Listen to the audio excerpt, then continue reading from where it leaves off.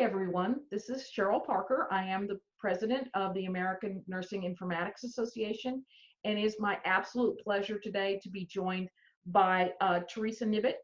She is the Director of Clinical Informatics at Peninsula Regional Medical Center in Maryland.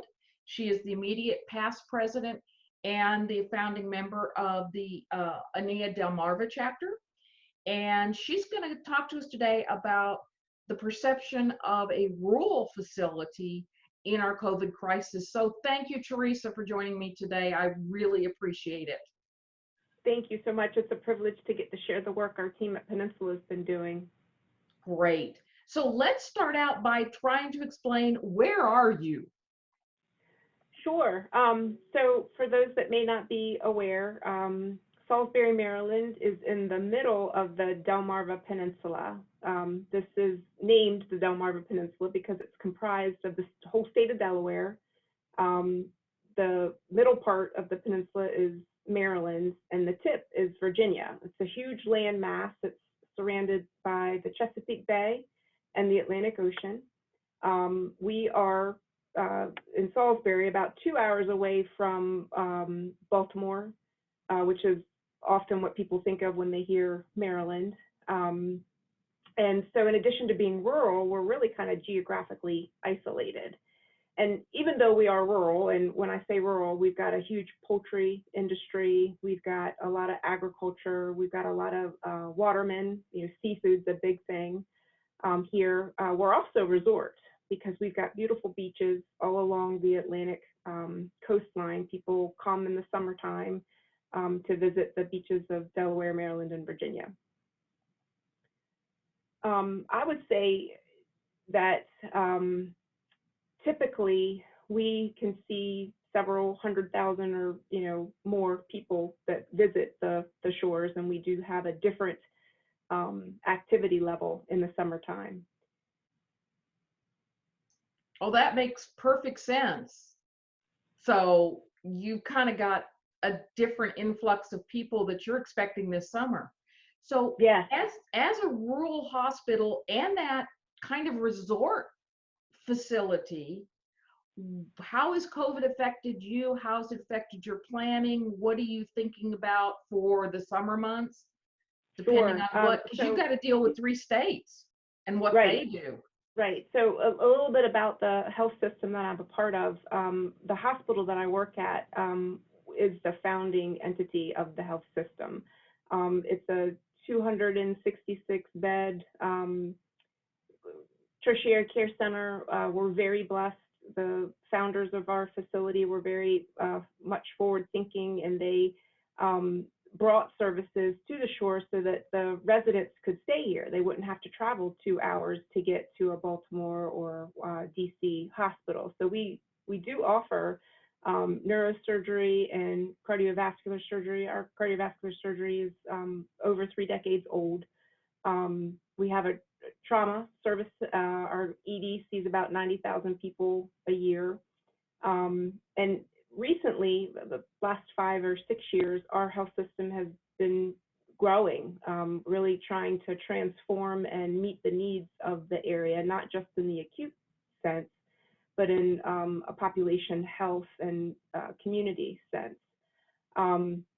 We have merged with a smaller community hospital in Sussex County, Delaware, Nanticoke Memorial, and we also merged with a critical access hospital that's now been converted to a freestanding medical center in Somerset County, which is right on the bay. That area is really, really rural, and they actually serve 2 islands that are in the Chesapeake Bay, Smith Island and Tangier Island. In addition to that, we've got, I think, over 18 ambulatory practices, a lot of primary care providers that are in 5 different counties, plus these specialty practices that I mentioned, neurosurgery, cardiovascular surgery, comprehensive cancer care, GI, endocrinology. The health system has really been working hard to try to recruit services that meet the needs of our population. So I would say what we've been benefited by is that geographical isolation has, in a way, allowed us a buffer, you know, a 2-week lead time, if you will. Some of the activity that we started seeing in the other part of the state, Prince George's County, around Baltimore, our leaders were able to take that information and use it to start to prepare and leverage some of our resources. And we've been very fortunate that our executive team has been so proactive. They immediately got a multidisciplinary care team together, stood up our incident command, and started looking at staffing, started looking at how could we add capacity, how could we add ICU beds, how could we add medical surgical beds, not just at our facility, but at Nanticoke as well.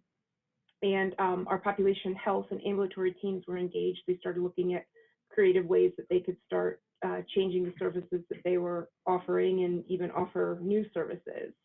Our health system is really vital for our community. We take the work that we do very, very personally, because this is our, the people that work here are often only 1 or 2 degrees separated from the people that we care for. And you know, it's your family, it's your neighbor, it's your friends, it's the guy that checks you out at the grocery store, it's the guy that comes and, you know, does your services at your house. And everyone that works here wants the very best to be available for our community, and that's true of Nanticoke. I think that's part of what distinguishes us, is there's not a lot of hospitals here, where if you go across the bridge, you've got lots of hospitals, plus big name hospitals like Hopkins and University of Maryland, Mercy. So those are definitely some advantages that we've had. You know, some of the challenges are, you know, it takes us a little longer to get prioritization for some of the equipment and supplies, but really, even in that area, we've been blessed with some brilliant, very well-connected people that have been able to stay on top of those things and get us things that we need. I don't know that we've struggled on anything unique. You know, certain medications that haven't been available, certainly lab testing, or being able to stand up our own in-house testing. So, you know, the county that our main hospital is in, we've seen a slower surge. The county that Nanticoke is in, they've actually seen a lot more activity. And there's a lot of different theories out there. It could be partly because right when this started to pick up, we did have a spring break / St. Patrick's Day holiday where there had not been the stay in place orders put into effect, and we did have some people that traveled to the shore. But then the other variable that we have being rural is agricultural and poultry is very big, and there are people that work and serve in that area that work very in close quarters, and they live in close quarters. So I think that we have seen, particularly in Sussex County, a lot of activity there, a lot of positive patients. So we have definitely not been inactive, but it's been a little slower, and our health system has been able, in my opinion, to stay on top of it and handle and be flexible and adjust to the needs. Well, that's super. And like you, I kind of live in that away from the big city. And while we have a number of cases that we're only, you know, we're in the hundreds, but low, and we've just had our 3rd death in my area. So, yeah, we do have the benefit of learning and seeing from others. One of the things that you and I were kind of talking about when we were setting up this was about the deployment of smartphones in the ICU area and things you were doing around that. I'm interested in hearing more. Sure. So before I dive right into the smartphones, let me give you a little bit of background with the how we've evolved, at least from an informatics and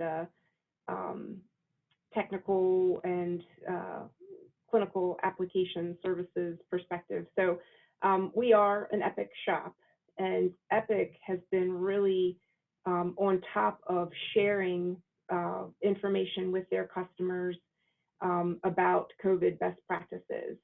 They developed a white paper that they update regularly, and we've been able to stay on top of that.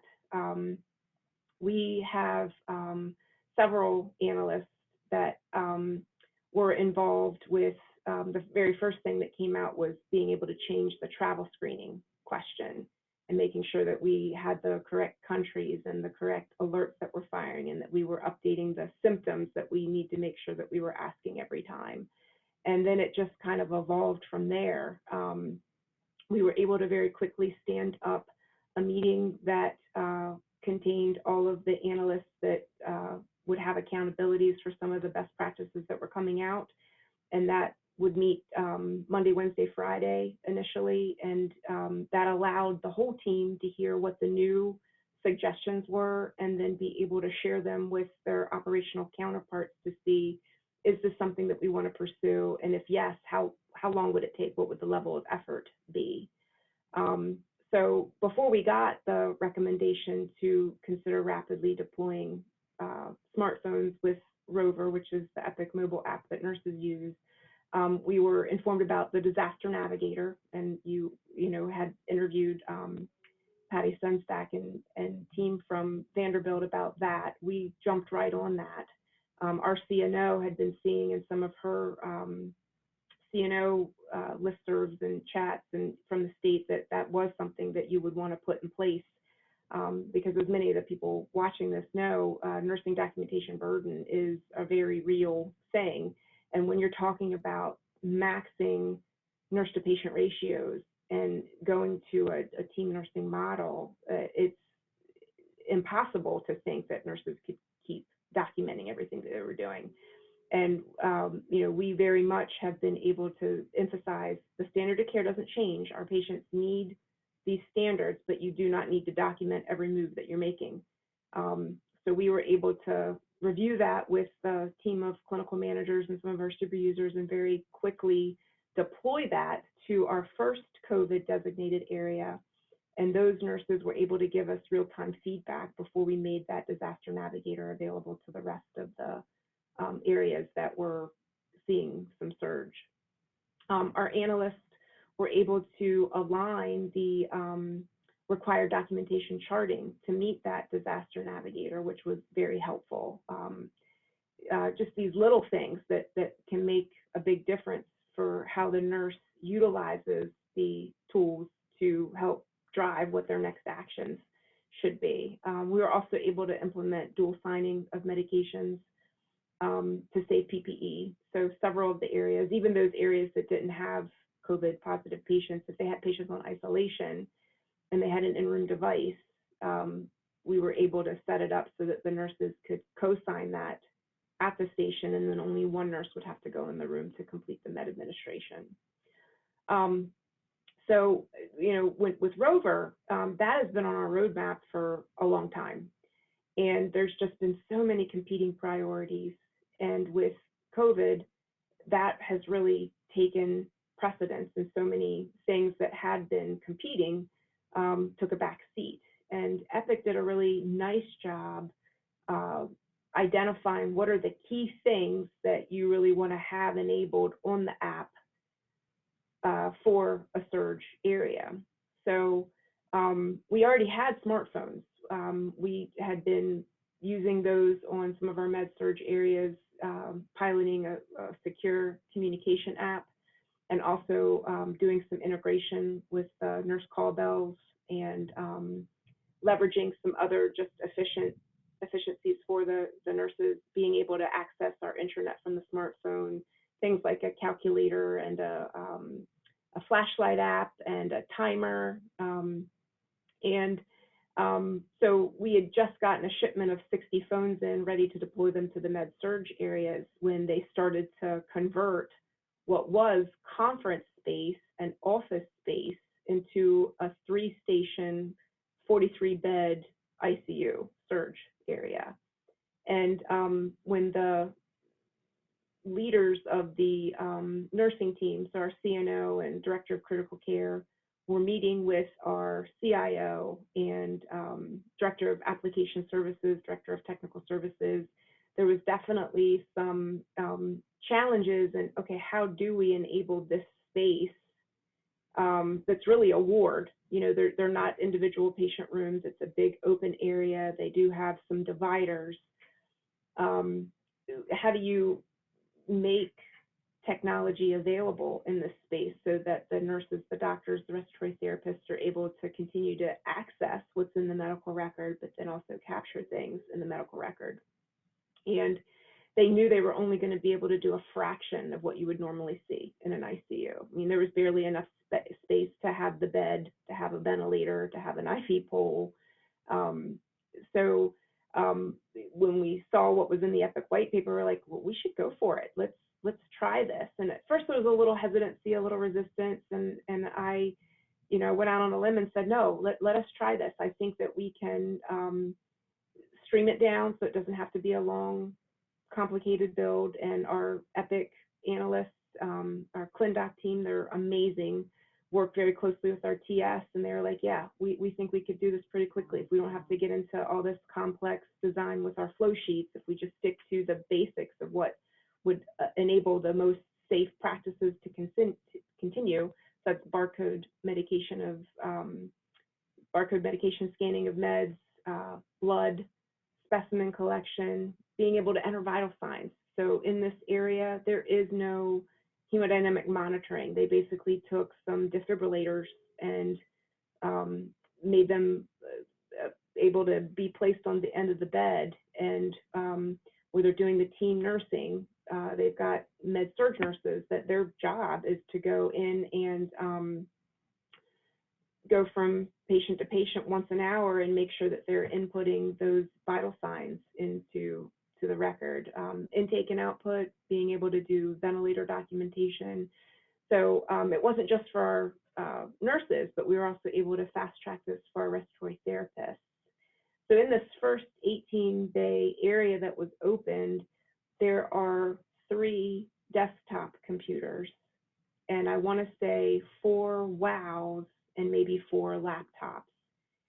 So we've got anywhere from 6 to 9 clinical staff. They've tried to have 1 critical care nurse for every 3 to 4 patients. And then they've got an intermediate care or progressive care nurse that's there that's focused on just administering the scheduled medications. And then they've got some med-surg nurses that are there, and they're about a 1 to 5 or 1 to 6 ratio. They typically have a pulmonologist intensivist that's in there all the time during the day shift, and a hospitalist at night. And then they've actually got a relationship with nurse anesthetists and anesthesiologists that they're able to be available as needed. So, we were able to quickly get these phones configured. The team got Rover built out. We tested it out, and we actually piloted the phone in the smaller COVID area, and the nurses and the respiratory therapists were able to give us some feedback. And we were able to put together some great training materials and make them available to people to review, but we really focused on doing some just-in-time training. We hit folks that we knew would potentially be pulled into the areas, and then when that big area opened, we made ourselves available to actually show one-on-one with the people that were working in there how to use the phone, how to use the app. Got some great feedback, things that had not been considered or included in that initial education that we were then able to quickly spread out to everybody. This is how you administer a med that you're really not giving, as an example, just these little nuances of workflows that are different on a mobile app versus the regular computer desktop app. It's been very exciting. Overall the feedback's been very positive. There is a desire to spread this ability to other areas that don't have in-room devices. So we're really proud. We're really, really proud of that accomplishment because it's made a difference for this COVID area. And we know it's an investment that we're going to be able to continue to leverage when this surge passes.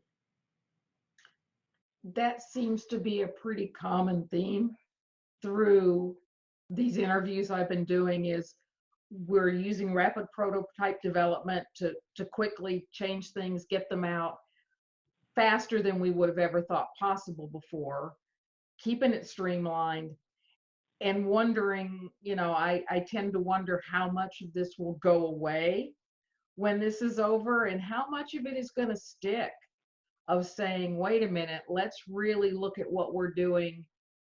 We've been doing it this way for 20 years. Is it really the best way to do it? Maybe not anymore. We've just proven that. So I think there's going to be a lot of interesting research and interesting workflow redesign that's going to come out of our experiences. Yeah, I would agree. I think that this need to do things quickly, to be flexible, to go with what information you have, at least what I've observed from a nursing perspective, and even the people supporting the patient care services teams, it's uncomfortable. We're doing things that we've never done before because we're seeing things that we've never seen before. Mm-hmm. And there's this sense of urgency unlike anything that we've ever experienced that's pushed us out of our comfort zone to try things. And there's things that don't work. I mean, there are things that don't work and we're able to quickly adjust. But experiencing it and learning from that is so much different than being hypothetical. Oh, well, we're not going to do that because this, or that could happen. Well, when you really try it and you see, oh, well, yeah, those things could happen, but we were able to pivot. Or, yeah, we didn't even anticipate this thing that's happened, and we definitely need to backtrack. And I laugh when I hear the word best practice. I don't know that we actually have any best practices in COVID yet. It's all more of best guess. And let's share it. And that's one of the reasons this whole project came about is we don't really, like you said, we don't know. Right. We're making our best guess, and sometimes they work and sometimes they don't. And let's share it out there with everybody rather than saying, oh no, we need to do a lot of research on it. Well, right now that may not be the best thing. Let's share what's working or not working, and then kind of look at it from the overall picture and going, yeah, a lot of people are reporting this works. Maybe we'll develop best practice out of that, because it's just, I'm curious if you know what out in your rural community, how many COVID cases do you have? Is it growing? Do you know what's going on? Have you hit your peak yet? Sure. Yeah, we actually did see a big spike over the weekend, and we are in the middle of our surge. So I want to say the last numbers that I looked at, we probably between the two main counties, because again, Salisbury's in Wycomico County, we serve Worcester, Somerset, and then Nanticoke is in Sussex County. I think in Nanticoke there were over Sussex County, there were over 1,000 people that had tested positive, and their hospital, which is small, it's only, I think, a 90-bed facility.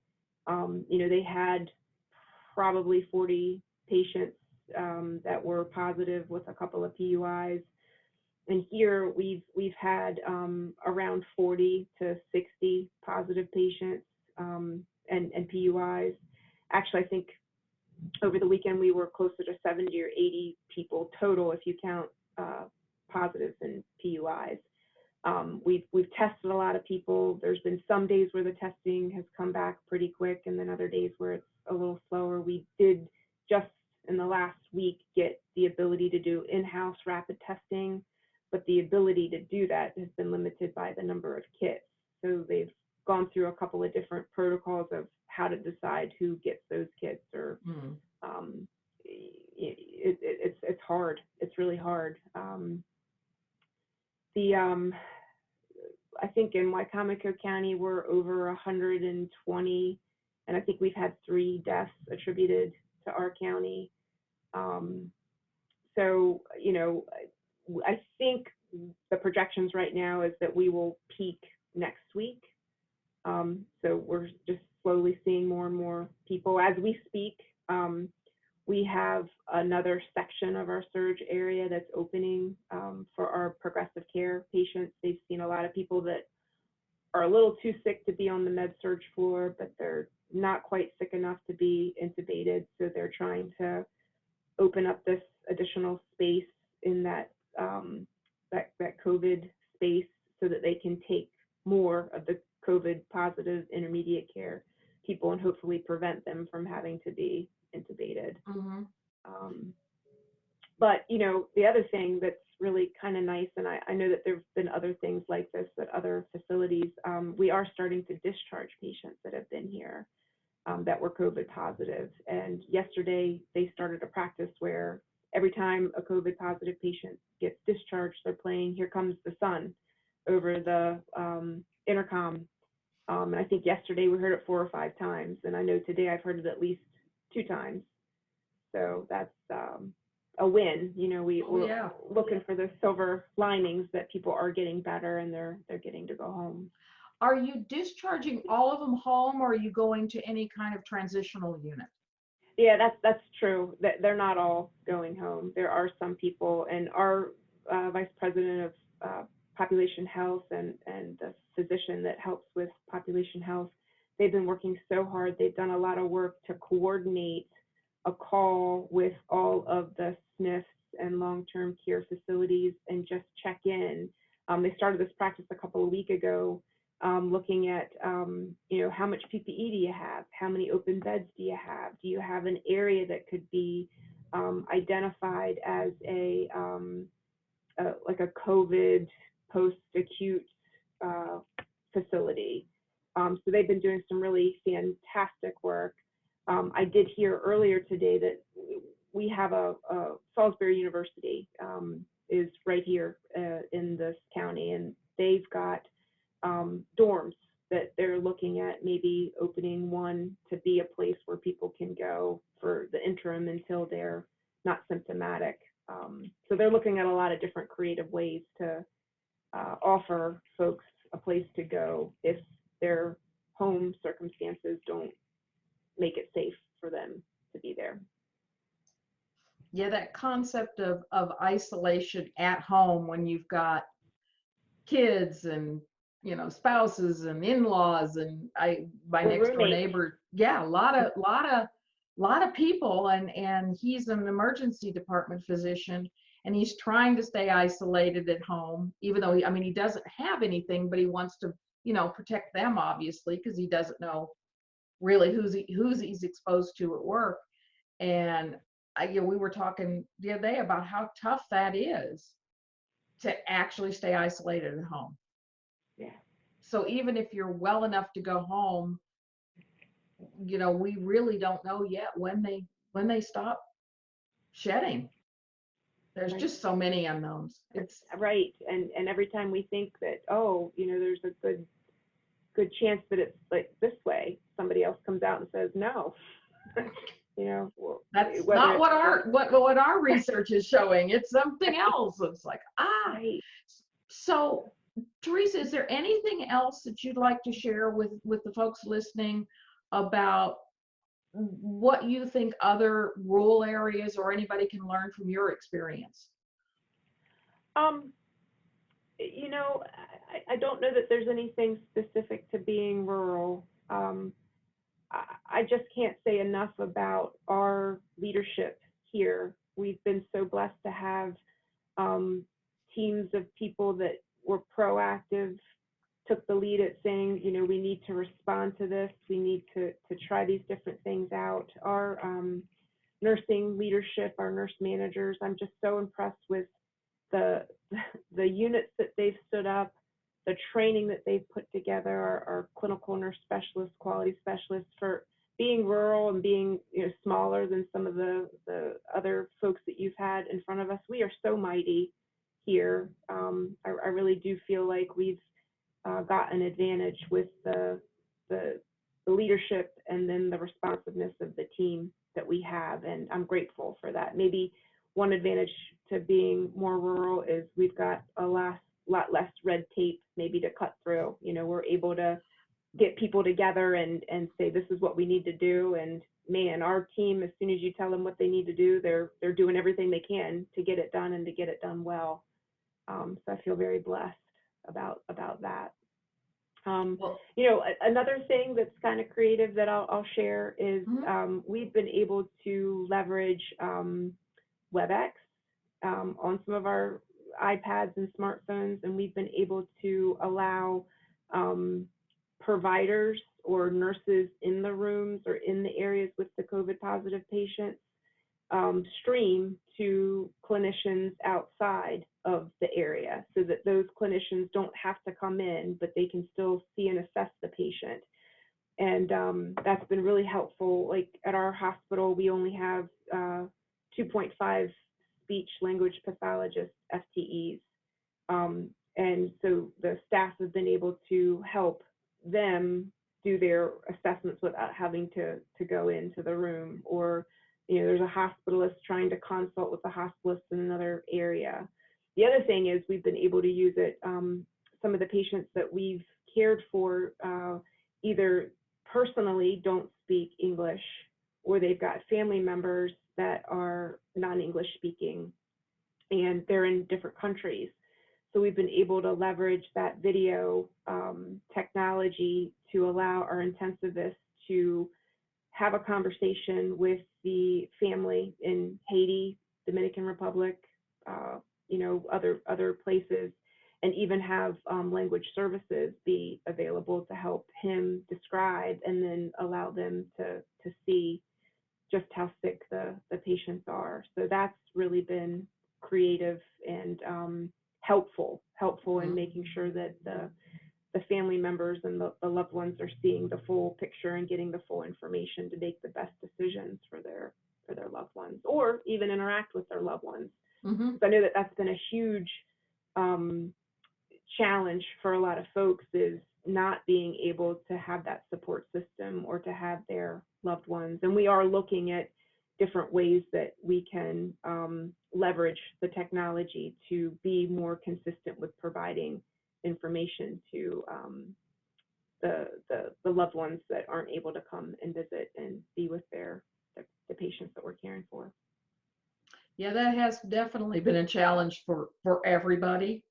And, you know, I think back in the beginning of my nursing career and then comparing it to now, and think, whoever thought we'd be using video conferencing on little tiny devices, and that would be the way of keeping families together and providing services. I mean, we wouldn't have even dreamed of it Right. 40 years ago. And that's the truth. And the technical services folks, our technical director, our networking team, our system admin team, they've been phenomenal at very quickly turning around these different solutions. You know, there was a need in this COVID area. None of the supplies are in that area. So they've got a runner, or sometimes two runners, that are outside that don't know what BiPAP masks are, or don't know what, you know, these different pieces of equipment or supplies that are needed. So our technical director was able to set up 2 laptops that had video and microphone capability. That way the people on the inside could easily communicate and then help the runners detect what it is that they needed to have be handed in the room. Here, I want one of these. Yeah, yeah. It's, and wow, how much time that saved before they had that. They were taking in stuff that was wrong, and then it was, you know, had to sit and hopefully be used by somebody else for something else if they seen it there. So. And you could even hold it up and say, did I get the right one before I bring it in? Is this what you really wanted? Yeah, exactly. That's what they're doing now. That's brilliant. And it's not one of those things that you necessarily think about when you're doing the big planning, right, but that can really make a difference. Because yeah, once you bring it in, it's got to get charged to somebody, because you can't take it out again. Nope. It's So, well, it's this has been so much, I say fun, and it is fun. I mean, it's always fun to talk with colleagues. I mean, granted, we're in a time that isn't fun, but I'm glad we were able to sit down and spend some time. I really appreciate your time. Anything else you want to share before we throw no, you I back think out to we've the we've wolves? covered a lot, and thank you so Yep. much for the opportunity, and thank you for doing this. This has been very helpful. I've watched all of the sessions that you've recorded so far, and it's brilliant. And I thank you for being the president of ANIA. I know ANIA has been very important in my career and my ability to bring new, fresh ideas to our hospital. So, just thank you for your service. Well, thank you. I appreciate your kind words.